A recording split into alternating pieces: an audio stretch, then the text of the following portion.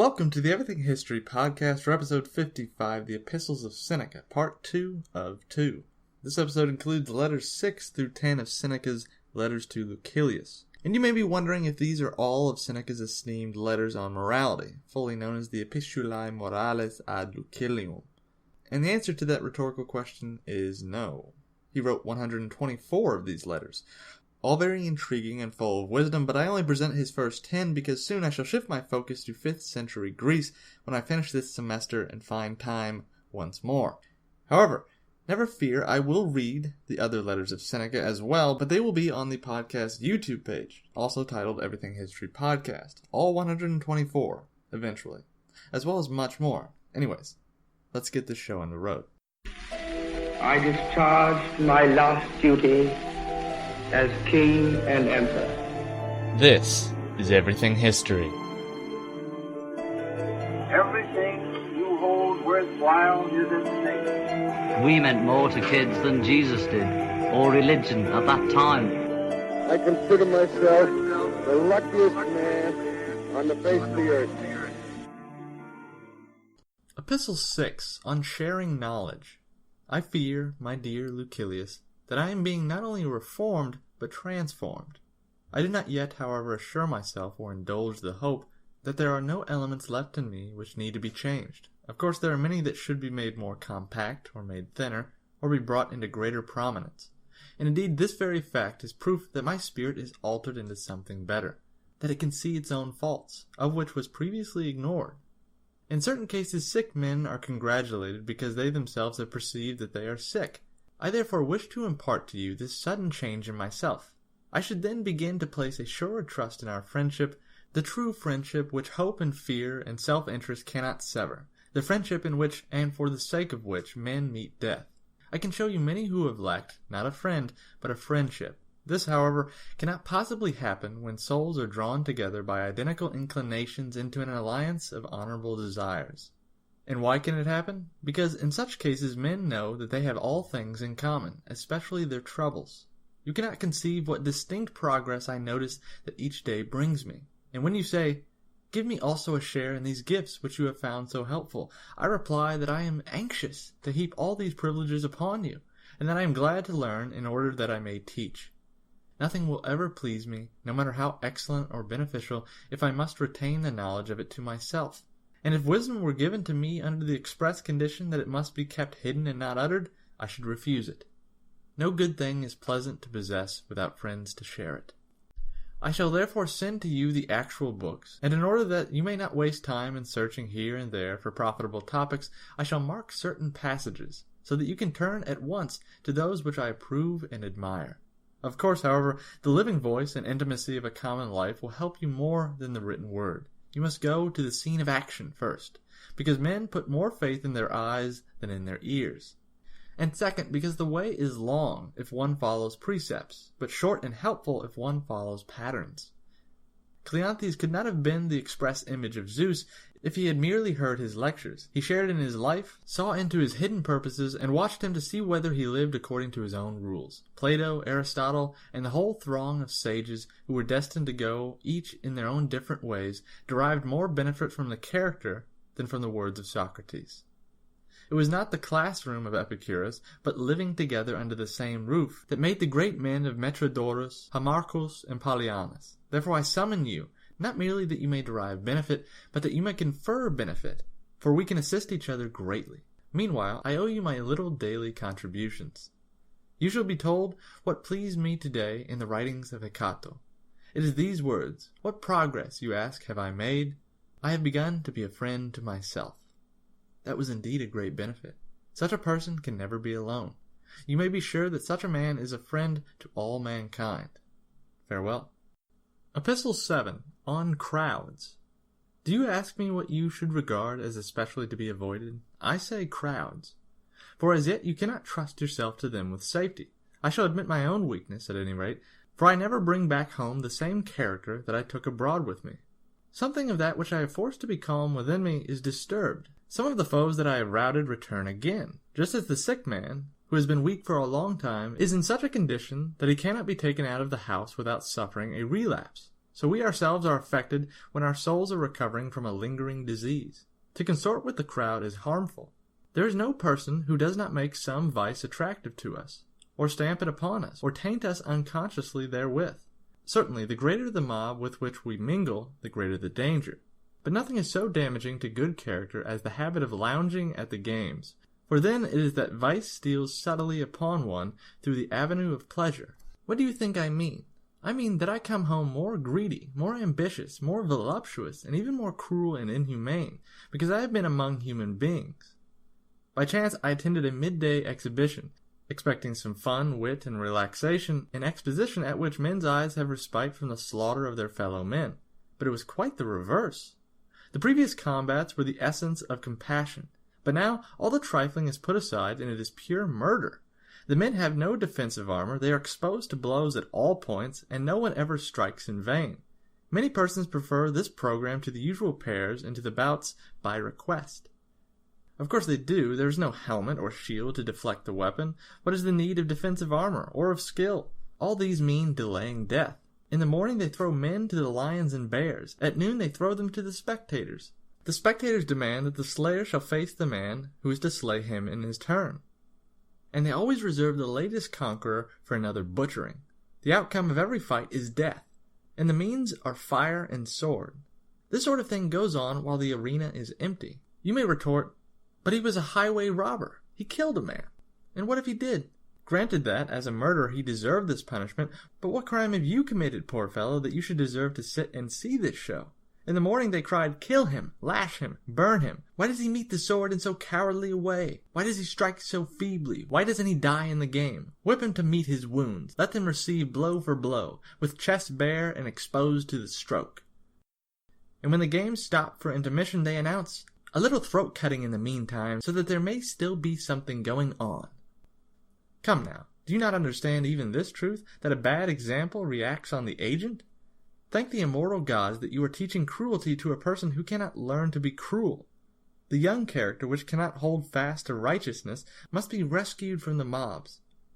It is too easy to side with the majority. Even Socrates, Cato, and Laelius might have been shaken in their moral strength by a crowd that was unlike them. So true it is that none of us, no matter how much he cultivates his abilities, can withstand the shock of faults that approach, as it were, with so great a retinue. Much harm is done by a single case of indulgence or greed. The familiar friend, if he be luxurious, weakens and softens us imperceptibly.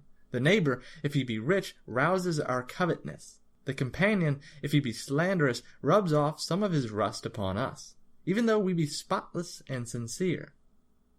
What then do you think the effort will be on character, when the world at large assaults it?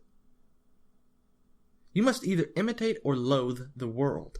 But both courses are to be avoided. You should not copy the bad simply because there are many, nor should you hate the many because they are unlike you. Withdraw into yourself as far as you can. Associate with those who will make a better man of you. Welcome those whom you yourself can improve. The process is mutual, for men learn when they teach. There is no reason why pride in advertising your abilities should lure you into publicity, so that you should desire to recite or harangue before the general public. Of course, I should be willing for you to do so if you had a stock in trade that suited such a mob. As it is, there is not a man of them who can understand you. One or two individuals may perhaps come in your way, but even these will have to be molded and trained by you so that they will understand you. You may say, for what purpose did I learn all these things? But you need not fear that you have wasted your efforts. It was for yourself that you learned them. In order, however, that I may not today have learned exclusively for myself, I shall share with you 3 excellent sayings of the same general purpose, which have come to my attention. This letter will give you one of them as a payment of my debt. The other 2 you may accept as a contribution in advance. Democritus says, one man means as much to me as a multitude, and a multitude only as much as one man. The following also was nobly spoke by someone or another, for it is doubtful who the author was. They asked him, what was the object of all this study applied to an art that would reach but very few? He replied, I am content with few, content with one, content with none at all. The third saying, and a noteworthy too, is by Epicurus, written to one of the partners in his studies. I write this not for many, but for you. Each of us is enough of an audience for the other. Lay these words to heart, Lucilius. that you may scorn the pleasure which comes from the applause of the majority. Many men praise you, but have you any reason for being pleased with yourself, if you are a person whom the many can understand? Your good qualities should face inwards. Farewell. Epistle 8, on the philosopher's seclusion. Do you bid me, you say, shun the throng and withdraw from men, and be content with my own conscience? Where are the counsels of your school, which order a man to die in the midst of active work? Well, as to the course which I seem to be urging upon you every now and again, my object in shutting myself up and locking the door is to be able to help a greater number. I never spend a day in idleness. I appropriate even a part of the night for study. I do not allow time for sleep, but yield to it when I must. And when my eyes are wearied with waking and ready to fall shut, I keep them at their task. I have withdrawn not only from men, but from affairs, especially my own affairs. I am working for later generations, writing down some ideas that may be assistance to them. There are certain wholesome counsels which may be compared to prescriptions of useful drugs. These I am putting into writing, for I have found them helpful in ministering to my own sores, which, if not wholly cured, have at any rate ceased to spread. I point other men to the right path, which I have found late in life. When wearied with wandering, I cry out to them, avoid whatever pleases the throng, avoid the gifts of chance, halt before every good which chance brings to you, in a spirit of doubt and fear, for it is the dumb animals and fish that are deceived by tempting hopes. Do you call these things gifts of fortune? They are snares, and any man among you who wishes to live a life of safety will avoid, to the utmost of his power, these lime twigs of her favor, by which we mortals, most wretched in this respect also, are deceived, for we think that we hold them in our grasp, but they hold us in theirs. Such a career leads us into precipitous ways, and life on such heights ends in a fall. Moreover, we cannot even stand up against prosperity when she begins to drive us to leeward, nor can we go down either, with the ship at least on her course, or once and for all. Fortune does not capsize us. She plunges our bows under and dashes us on the rocks. Hold fast, then, to this sound and wholesome rule of life, that you indulge the body only so far as it is needful for good health. The body should be treated more rigorously, that it may not be disobedient to the mind. Eat merely to relieve your hunger, drink merely to quench your thirst, dress merely to keep out the cold, house yourself merely as a protection against personal discomfort. It matters little whether the house be built on turf or of variously colored imported marble. Understand that a man is sheltered just as well by a thatch as by a roof of gold. Despise everything that useless toil creates as an ornament and object of beauty. And reflect that nothing except the soul is worthy of wonder.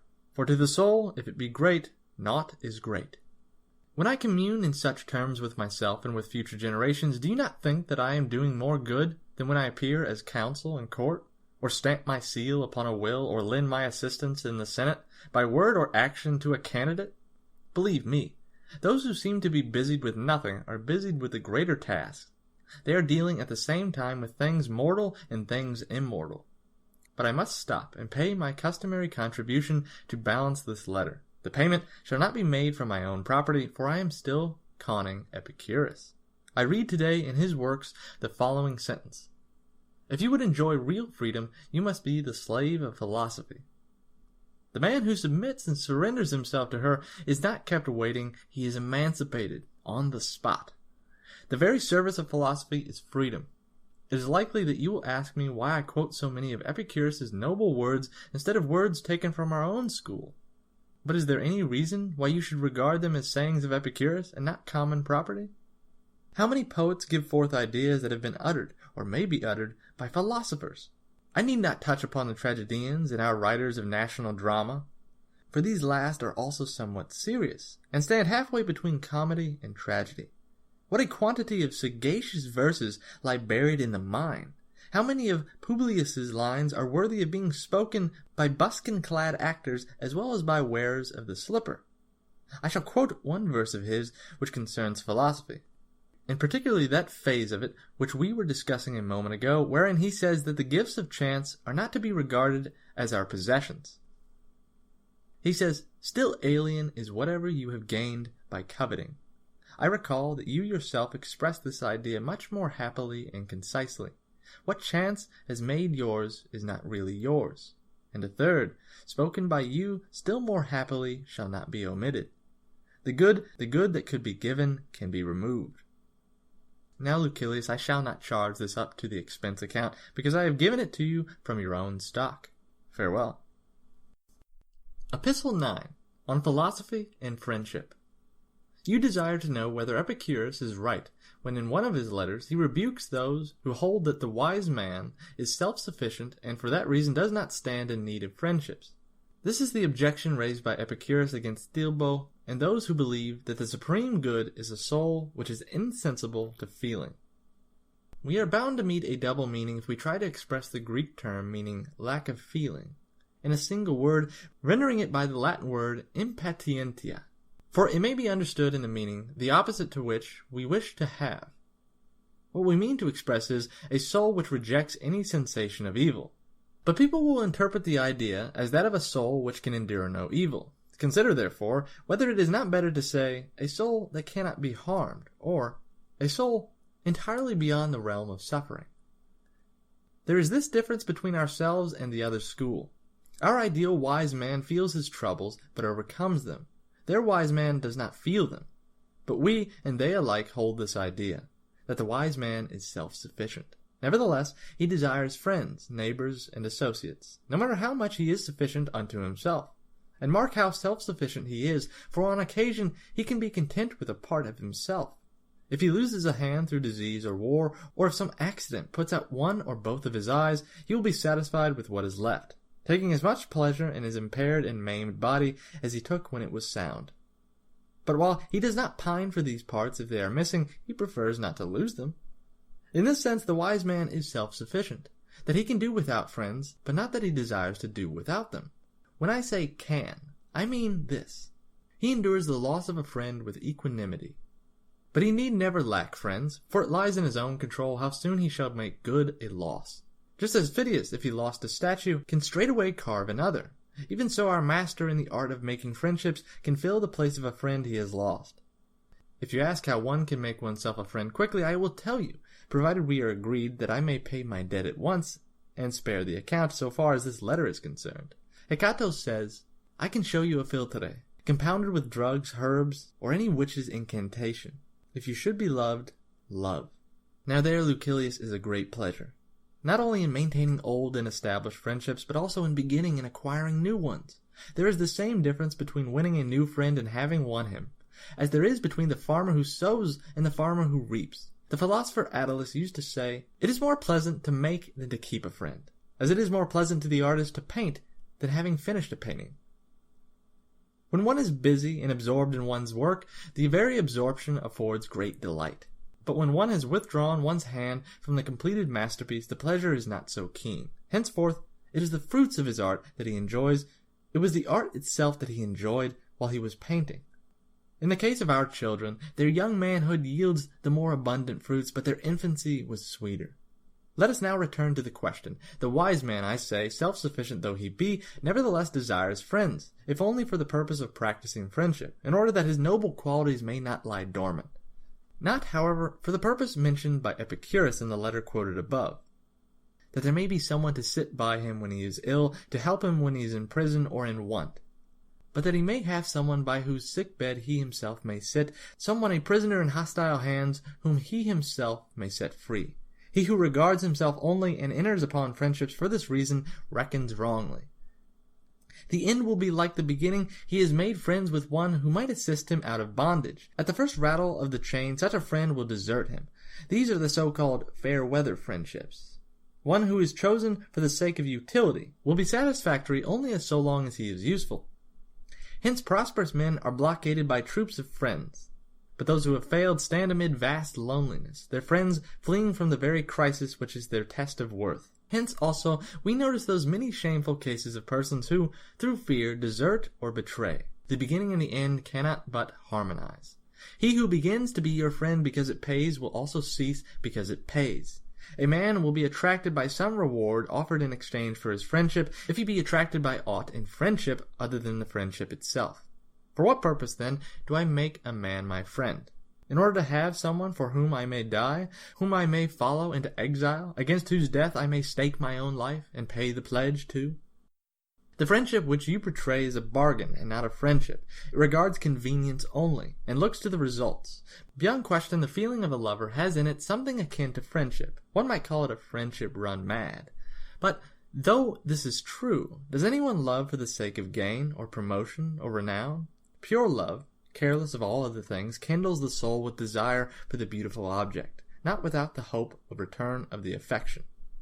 What then? Can a cause which is more honorable produce a passion that is base? You may retort, we are not now discussing the question whether friendship is to be cultivated for its own sake. But on the contrary, Lucilius, nothing more urgently requires demonstration. For if friendship is to be sought for its own sake, he may seek it who is self-sufficient. How then, you ask, does he seek it? Precisely as he seeks an object of great beauty, not attracted to it by desire for gain, nor yet frightened by the instability of fortune. One who seeks friendship for favorable occasions strips it all of its nobility. The wise man is self-sufficient. This phrase, my dear Lucilius, is incorrectly explained by many, for they withdraw the wise man from the world, and force him to dwell within his own skin.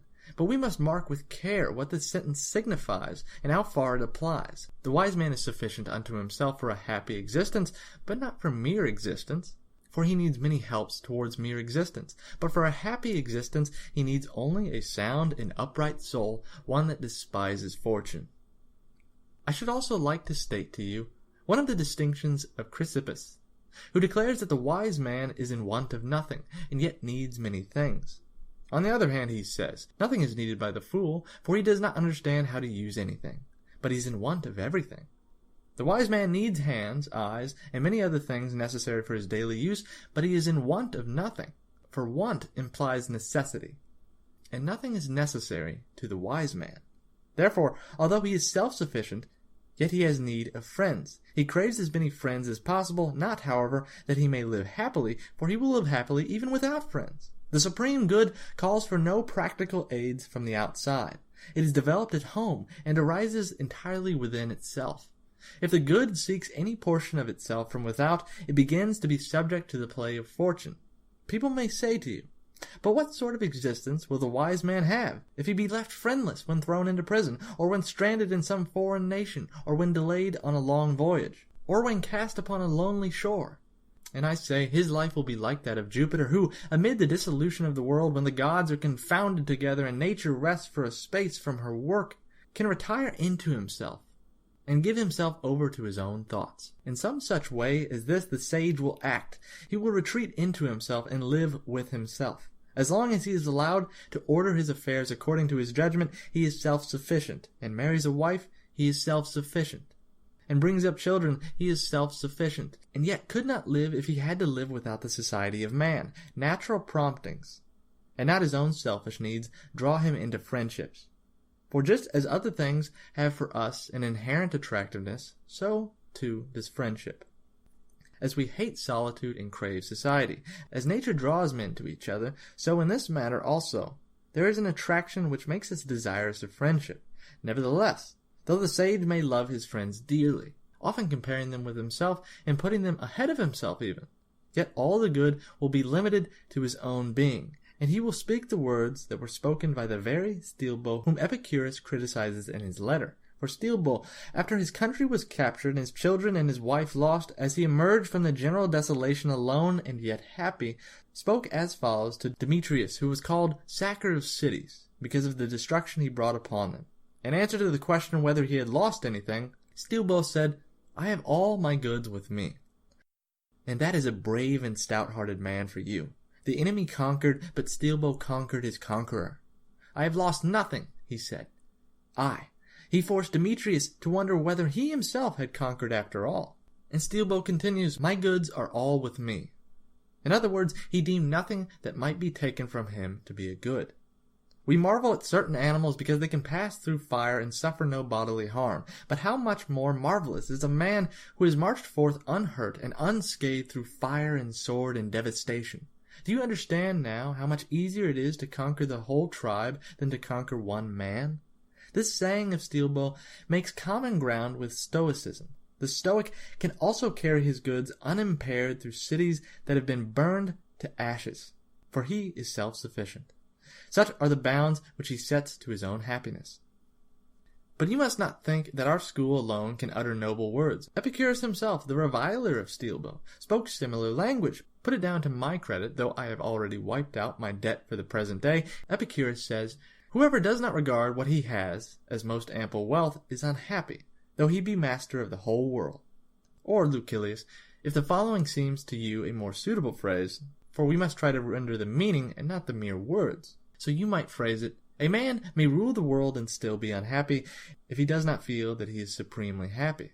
In order, however, that you may know that these sentiments are universal, suggested, of course, by nature, you will find in one of the comic poets this verse, "Unblessed is he who thinks himself unblessed." For what does your condition matter, if it is bad in your own eyes? You may say, "What then? If yonder man rich by base means, and yonder man, lord of many but slave of more, shall call themselves happy, will their own opinion make them happy?" And Lucilius, I say that it matters not what one says, but what one feels. Also, not how one feels on one particular day, but how one feels at all times.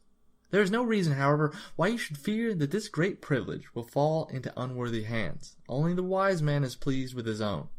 Folly is ever troubled with weariness of itself. Farewell. Epistle 10. On living to oneself. Yes, I do not change my opinion. Avoid the many, avoid the few, avoid even the individual. I know of no one with whom I should be willing to have you shared. And see what an opinion of you I have, for I dare to trust you with your own self. Crates, they say, the disciple of the very Steelbow whom I mentioned in my former letter, noticed a young man walking by himself and asked him what he was doing all alone. "I am communing with myself," replied the youth. "Pray be careful then," said Crates, "and take good heart. You are communing with a bad man." When persons are in mourning or fearful about something, we are accustomed to watch them, that we may prevent them from making a wrong use of their loneliness. No thoughtless person ought to be left alone. In such cases, he only plans folly, and heaps up future dangers for himself or for others. He brings into play his base desires. The mind displays what fear or shame used to repress. It whets his boldness, stirs his passions, and goads his anger. And finally, the only benefit that solitude confers, the habit of trusting no man and of fearing no witnesses, is lost to the fool, for he betrays himself. Mark therefore what my hopes are for you. Nay, rather, what I am promising myself, inasmuch as hope is merely the title of an uncertain blessing. I do not know any person with whom I should prefer you to associate rather than yourself. I remember, in a great-souled way, you hurled forth certain phrases, and how full of strength they were. I immediately congratulated myself, and said, "These words did not come from the edge of the lips. These utterances are of a solid foundation. This man is not one of the many. He has regard for his real welfare." So, Lucilius, speak and live in this way. See to it that nothing keeps you down. As for your former prayers, you may dispense the gods from answering them. Offer new prayers. Pray for a sound mind and for good health, first of soul and then of body. And of course, you should offer those prayers frequently. Call boldly upon God. You will not be asking him for that which belongs to another. But I must, as is my custom, send a little gift along with this letter. It is a true saying that I have found in Athenodorus, who says, "Know that thou art is freed from all desires when thou hast reached such a point that thou prayest to God for nothing except what thou canst pray for openly." But how foolish men are now! They whisper the basest prayers to heaven, and if anyone listens, they are silent at once. That which they are unwilling for men to know, they communicate to God. Do you not think, then, that some such wholesome advice as this could be given you? Live among men as if God beheld you. Speak with God as if men were listening. Farewell. Thank you very much.